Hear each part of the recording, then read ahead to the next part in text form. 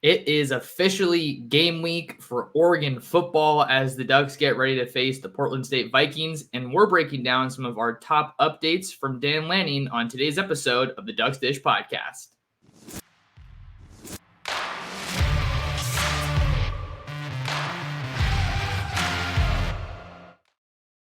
And we're back like we never left. Oregon fans, what's going on? How we living?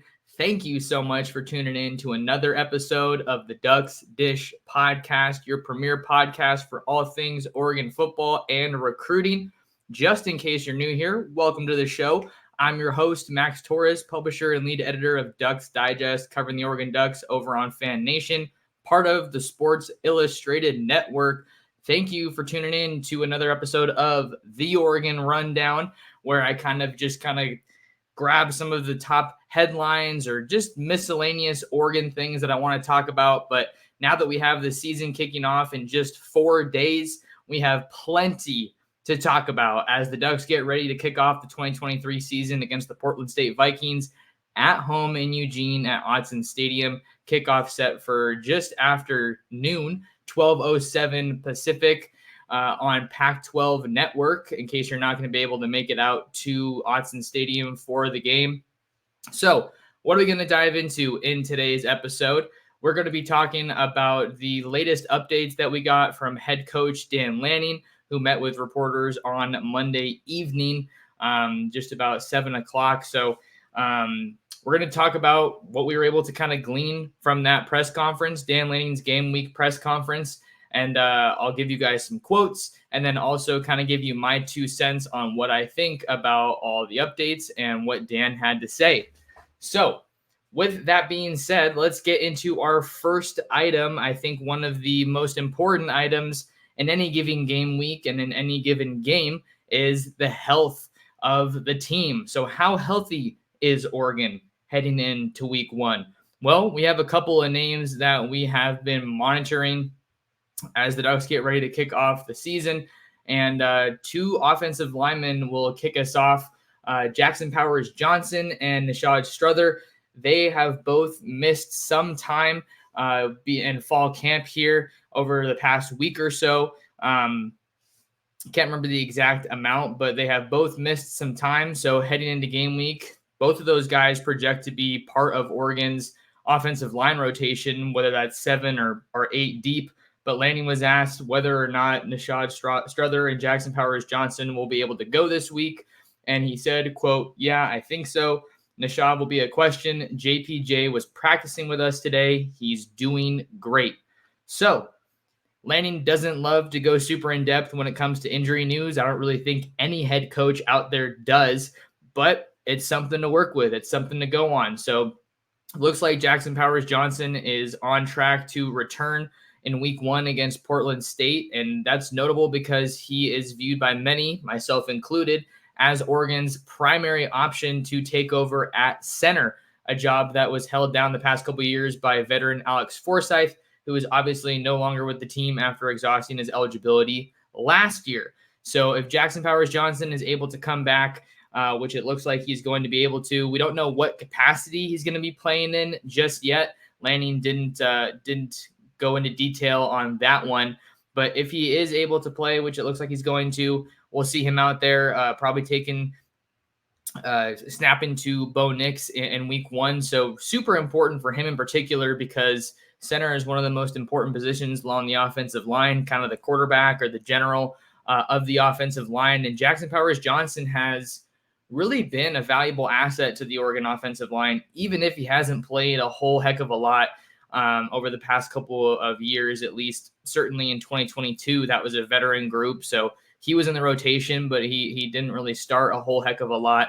But for a guy who's really played all over the offensive line, you're talking both guard spots, has some experience at center. I think it's going to be a great opportunity for him this year to probably hone in on the center position and just start to develop that chemistry and build that bond with quarterback Bo Nix. Marcus Harper II is also a guy who has been in the mix for that center position, but he did get banged up in the spring. So actually, was it the spring? I think it was the spring he got banged up. Either way, he had to miss some time between spring ball and now. So maybe one could think that that gave the edge to Jackson Powers Johnson in this competition. As for Strother, I talked about this on yesterday's episode of the pod with Spencer McLaughlin. Go check that one out. Give it a watch. Give it a listen if you haven't already. Nishad Strother was seen pictured in a sling during a team gathering over the weekend. So that obviously kind of caught our attention. So the fact that he is a little bit of a question makes it look like it's a little bit more uncertain whether or not he's going to be able to go. He's been helping out on the offensive line on the interior, primarily at right guard, is what I've been able to gather from listening to press conferences and whatnot. 6'2", 320 pounds. This is a guy who had played a lot of ball at East Carolina before transferring over to Oregon. So as far as both of these guys go, I think it's probably more important. Most people would agree that Jackson Powers Johnson is able to go, just as far as building that relationship with Bo Nix and kind of getting comfortable at that center spot. Not a huge game against Portland State, obviously, so not really super valuable reps if you're just talking about the quality of the opponent, but certainly important for what's going to come later on down the line in this season. And then we'll see if Strother's able to give it a go. Sounds like he's questionable, but I don't think that you really want to push either of these guys in week one against an FCS Big Sky opponent. So a little bit of injury news along the offensive line to kick us off.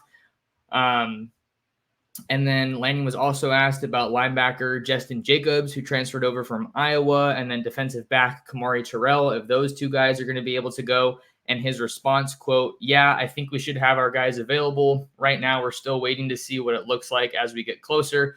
We have some guys that still have to get healthy." So that was a more interesting response because it didn't seem like he was focusing too specifically on those two guys on their defense. But as for Jacobs, I think he's going to be a big part of what this linebacker room looks like. And we'll probably see him starting at some point, if not against Portland State, alongside Jeffrey Bossa, a junior linebacker that used to play safety.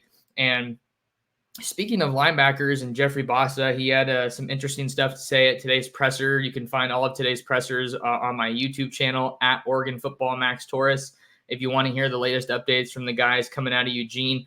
But Bossa was asked what gives him confidence, or why is he confident in this Oregon team heading into next year? And he said that it's really in the preparation of the team. And I think that's great to hear, because in any situation, any great team, you want to be creating practice situations, a practice environment that is putting you under more stress, more duress than a game week. And I think that's certainly what Oregon's created this week. I can probably confidently say that just because of their week one opponent. But if you're able to do that, if you can hone in on those details, the little things, doing the little things, making the little things the big things, I think that really sets you up for success as a team, whatever conference you're playing in, wherever you're playing in the country. So that was an interesting little tidbit from Jeffrey Bossa. So we'll see if Justin Jacobs is able to go. It looks like it's probably leaning towards that. He did get banged up last year, and that injury forced him to miss a lot of the season with the Hawkeyes. As for Kamari Terrell, he's a guy who has really been talked about for his versatility in that secondary, probably working more so with Joe Lorig and Chris Hampton. I think as a star safety kind of a deal in the nickel spot. Speedy DB that the Ducks signed out of the state of Texas. And he's a long guy, 6'2". So he didn't play a whole lot in like big situations last year. I think he kind of had most of his role on special teams, but that's a guy that I think could make an impact for this defense and for the secondary in 2023, as we still don't really know what this secondary looks like. That's one of the things that I'm most interested to see with Oregon as we head into the 2023 season, and what this defense is ultimately going to look like. Is Kamari Terrell one of those guys that's going to help this secondary solidify themselves as one of the better units on this defense, and maybe even one of the better defensive groups in the entire Pac-12? So Kamari Terrell, we'll see if he's able to go for the Ducks on Saturday.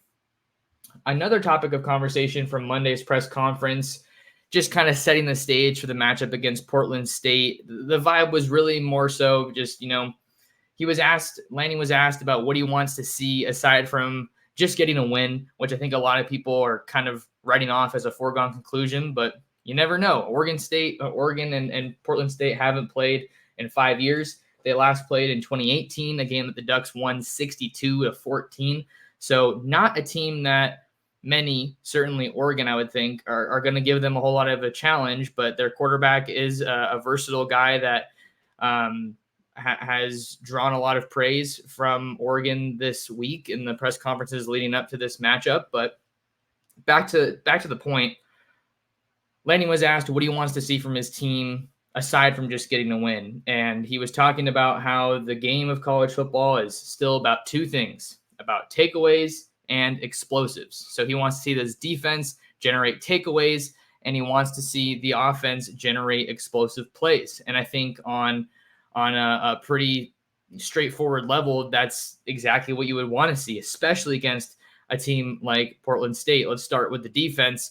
I don't think that there's both sides of the ball. Portland State clearly is overmatched against Oregon. So I think from the defense, you want to be able to see them taking a step in that direction of being a defense that's going to be feared. Oregon could generate a bunch of turnovers this weekend against Portland State, and it wouldn't necessarily mean a whole lot when you look at some of the other teams that they're going to be playing down the line. But I think just for this defense, with the way that last year unfolded, with how they left a lot to be desired, you just want to see that they have that fire. You want to see guys flying around, flying to the ball, playing with physicality, playing with heart, playing with emotion. But obviously with that emotion, you got to be honed in, play crisp, don't commit a lot of penalties, unforced errors, don't give them easy wins, whether that's in a one-on-one rep or just situationally doing them any favors. I think this defense, with the pieces that they've added, especially from the transfer portal, talking about guys like Jordan Birch, that should be able to really help them harass the Portland State quarterback and just give him a hard time. And then with that pressure comes some relief and hopefully some help for Oregon's secondary. So if you can get some hits on the quarterback and create a little bit of havoc in the backfield there, that's going to make it easier for the DBs because they don't have to hold their assignments as long, and they can kind of play more freely and just be playmakers. So I think if you're an Oregon fan, you probably would rather see some interceptions versus fumbles. But either way, I think you'll definitely take that. Maybe we see one of these new DBs get a takeaway, whether that's Evan Williams, who's following in his older brother's footsteps, with Bennett Williams playing at Oregon over the past couple of years. Or maybe it's Kyrie Jackson, the Alabama cornerback transfer, Nico Reed, the Colorado cornerback transfer. I think that there's a lot of opportunities. There should be a lot of opportunities for Oregon's defense to do just what Dan Lanning wants here on Saturday in week 1 and generate some turnovers.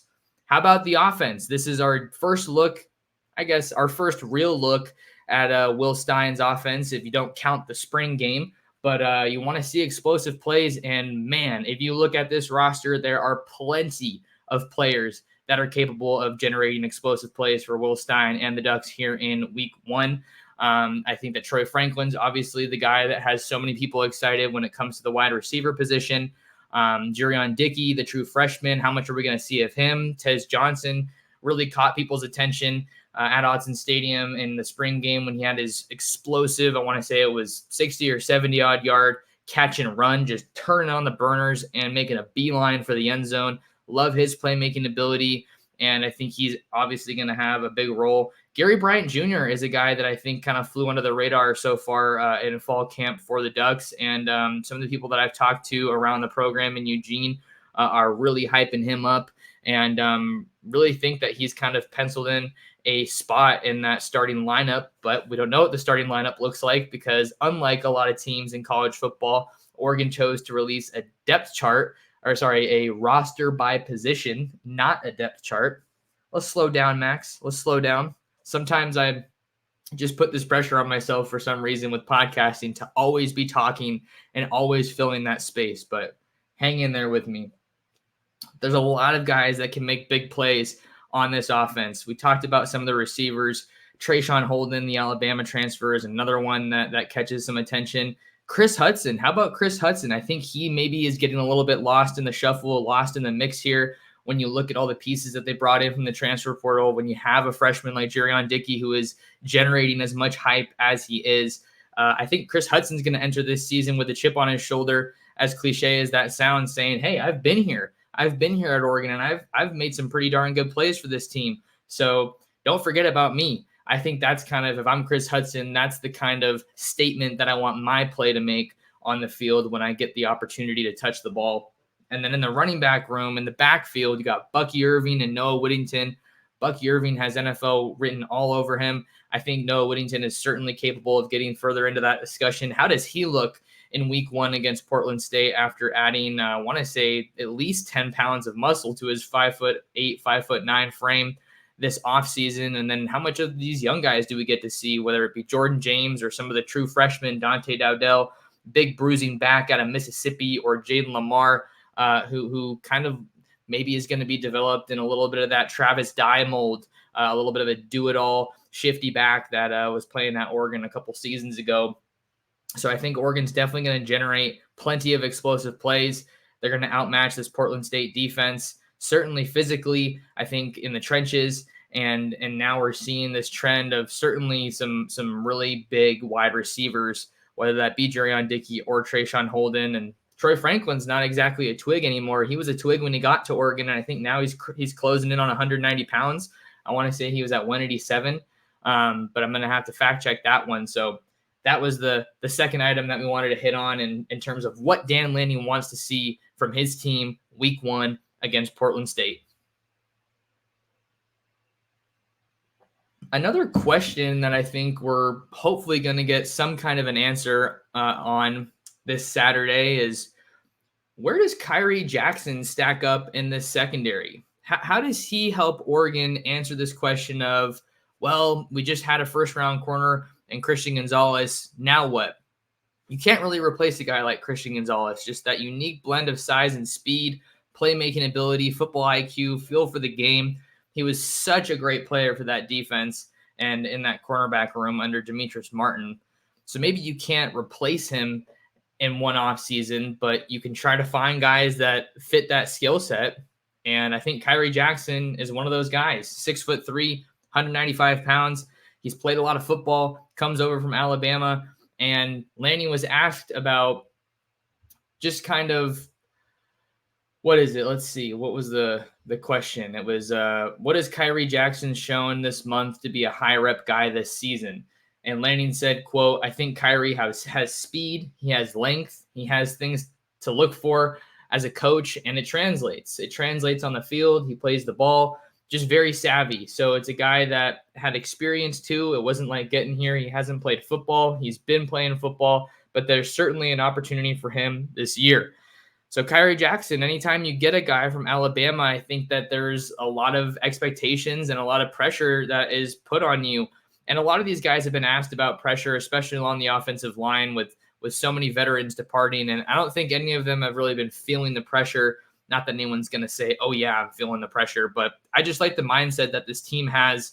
They're not really putting pressure on themselves to be a Christian Gonzalez or to be an Alex Forsyth from a season ago. I think they just want to look at that standard that those guys have set and then think to themselves, what can I do to meet that standard? How can I push myself? How can I push my teammates, the guys in my room, towards that standard? And I think Kyrie Jackson is a guy that can do that because he's experienced. He should be a leader in this room.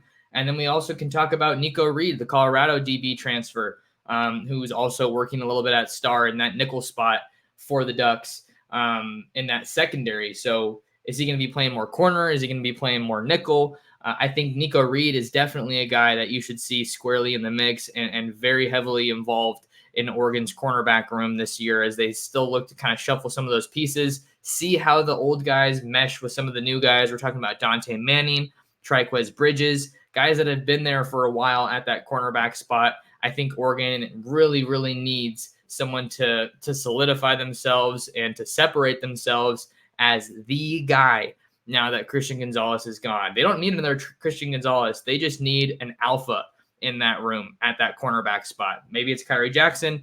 Maybe it's Nico Reed. Maybe it's Dante Manning or Triquez Bridges. We'll have to see how the play on the field dictates how we answer that question.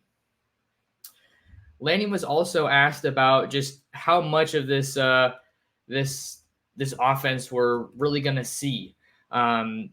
he was asked, quote, "Do you feel like this early in the season you guys are able to go deep into your offensive playbook?" And this was an interesting question because we didn't see too much of the Will Stein offense in the spring game, like I said. So this is our next opportunity to see that. So let's see what Lanning had to say. Quote, "Really what fall camp's about is building that library of plays, right? Offensively and defensively. And then you want to be able to pull from that library whenever you get into a game. So you don't necessarily carry every single play into each game, but you've got the library that you've already kind of attacked. So for us, I feel like we have all of our tools in front of us that we can use." So that wasn't really a yes or no answer, but I can try to read between the lines a little bit. My answer is absolutely not. You don't want to unload everything in your playbook. You don't want to be pulling out the trickery, all the exotic looks and everything. You just don't want to do that in week one when you have an opponent like Portland State. And a lot of the reasoning behind that is because of who you have next week when the Ducks have to go on the road into the Lone Star State to play Tyler Shuck and the Texas Tech Red Raiders. I think you're definitely going to see Will Stein and the rest of this offensive staff kind of hold some of those tricks up their sleeve, or maybe that next dimension of the Oregon offense until week 2 when the Ducks have to travel and hit the road to Lubbock. So I think you want to see Oregon kind of, at the very least, just get comfortable with their bread and butter. What are those plays that they can turn to when they need a first down, when they need a quick 5 yards, or maybe they're just able to run it until Portland State can do something. Like I said, you guys, this is not a team that should be able to hang with Oregon, and there's no disrespect to Portland State by any means. We just all know what this is. This is a preseason top 15 squad in Oregon. They have Pac-12 championship aspirations. They want to get back to the playoff. They were even projected to go back to the playoff by Josh Pate of over on 247, host of the Late Kick podcast. He has Oregon as one of his 4 teams in the playoffs. So maybe we'll have to talk about that a little bit on another episode. But for Oregon to get to that point, you just really need a dominant effort, a dominant performance week 1 against Portland State. So maybe we'll have a couple of drives where Will Stein says, "Hey, let's just hand it to the running backs and tell the offensive line to kind of pin their ears back and just, hey, we're going to run it until you show us you can stop it." Like, if they can have a drive like that one against Washington that they should have scored on, but then they didn't, where they were just running the ball and moving the ball, I think that's what you want to see. You want to just give that offensive line some confidence and show that you trust them and that you can turn to them. We still don't know, and we still might not know what that fully solidified starting 5 looks like. After this game, I talked about Jackson Powers Johnson, and he's looking like he's probably going to be good to go, but you just don't want to push any of these guys to play more snaps than you really need them to. You want to get that cohesion. You want to be able to get that confidence in your group, but you don't want to do that at the expense of having a healthy offensive line for week 2 against Texas Tech. But this offensive line group for Oregon is really, really talented. We don't know what it looks like just yet, but I think it's got all the potential in the world, honestly, to match what the Ducks had last year. I'm not saying it's likely. Definitely not what I'm saying. But I am saying that I think I have a lot of confidence in Alik Terry just because he is a bright football mind. He's been at some great spots, and he has Mike Cavanaugh, one of the most experienced guys at the position of offensive line, coached at Oregon State, coached at Nebraska, right? He has him helping show him the way. So I think that combination of their experience and the talent that they have coming back in that room, and then the talent that they injected into that room, really, really raises both the floor and the ceiling, I think, for Oregon's offensive line heading into 2023, a group that is probably your biggest question mark. Actually, let me walk that back. That's not the biggest question mark on Oregon's offense. It's definitely tight end.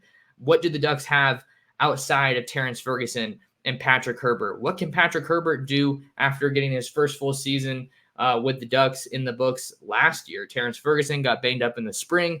Now he's back as Oregon's playmaking tight end here in 2023.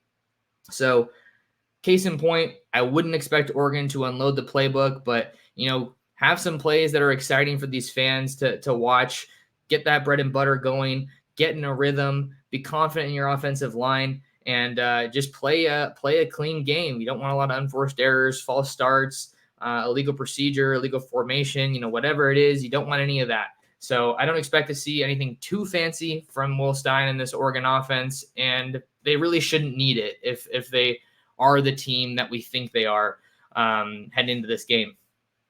Another interesting rule, another interesting question that Lanning was asked about was the new clock rules that kind of debuted in week 0 over the weekend. The new clock rules saying that the clock will not stop after first downs. So effectively, this makes the game just kind of move faster. And Lanning was asked, what did you make of the new clock rules from this past weekend? And he said, quote, I think it just prioritizes points per possession. Offensively, like it's not necessarily about points per game as much as it is when you get the ball, do you score and do you stop teams from scoring because there are going to be a few less snaps and games. So really what I took away from this, Dan Lanning's focused on efficiency, whether you're talking about offense or you're talking about defense. When Bo Nix and the Ducks have the ball, they want to go down with that. They have the goal to score every single drive. Every time Oregon touches the ball, they want to score. Is that a goal they can meet? It's not going to be easy, but they could do it, especially in this week's game against Portland State. Obviously going to get harder as the season progresses and they face some of their tougher opponents, certainly Texas Tech in week 2, and then maybe get a little bit easier against Hawaii in week 3 back in Eugene. And then on defense, you got to stop the other team from scoring. It's not a complicated formula. You guys don't need me to break it down for you, but really it's just about efficiency. Can you score when you have the ball, and can you prevent the other team from scoring when they have the ball? I think that Oregon's defense in the past has kind of been bend, don't break. I don't think that that's exactly what it was like last year because they didn't generate as many takeaways. In my mind, I think, as they did in 2021, the Ducks would really let the other team move the ball, or they wouldn't be able to stop the other team from moving the ball, and then they would get a big play out of their secondary or some kind of turnover. So it made it kind of hard to get a read on what that defense looked like. But they were really good in 2022 defending the run. And I think if they can just take that next step as far as pressuring the quarterback with all the returning pieces that they have and the new guys that they have, Mateo Uyunglele is a guy that is still garnering a lot of buzz, generating a lot of buzz as someone who could potentially play a lot as a true freshman. Lanning was talking about him on Monday, just how he went to a really good school. He was well coached, played at a high level, doesn't look like a freshman, 6'5", 270 pounds. I think we'll probably see a pretty good amount, pretty decent helping of Mateo Uyunglele on Saturday because this is a game where they could use him and just get him more adjusted to that speed. But like I've talked about with some of these other big names on this team, on the other side of the ball on offense, not worth running them out there in situations when you don't need them. So Ducks should dominate this one. I want to see them run the score up early and get some of those young guys some very, very important snaps, because it's only going to get harder to get those opportunities as the games unfold here in 2023. But that'll do it, I think, for me on today's episode of the Oregon Rundown, Game Week versus Portland State. Appreciate you guys tuning in, however you're tuned in, whether you're listening on your podcasting platform of choice or watching here on YouTube at Oregon Football Max Torres. Do me a couple of quick favors. Hit the subscribe button, like the video, and hit that notification bell so you don't miss out on future uploads. And like I said earlier, if you guys want to see the press conferences, what the players are saying, what Dan Lanning's saying, you can find all of that on my YouTube channel as well. You can follow me, important to follow me on Twitter and Instagram at mtorresports. You can also follow the Ducks Digest Instagram at Ducks Digest. We're on the road to 1,000 followers over there. And you can read all of my recent writing over on ducksdigest.com. Do me a favor, share the Ducks Dish podcast with your friends, with your family, and with other Duck fans. Love seeing the support from you guys, trying to ramp it up, like I said, going 5 days a week. So love doing this, and I love it when you like it. So thank you guys so much. And until next time, thank you so much for tuning in to another episode of the Ducks Dish podcast.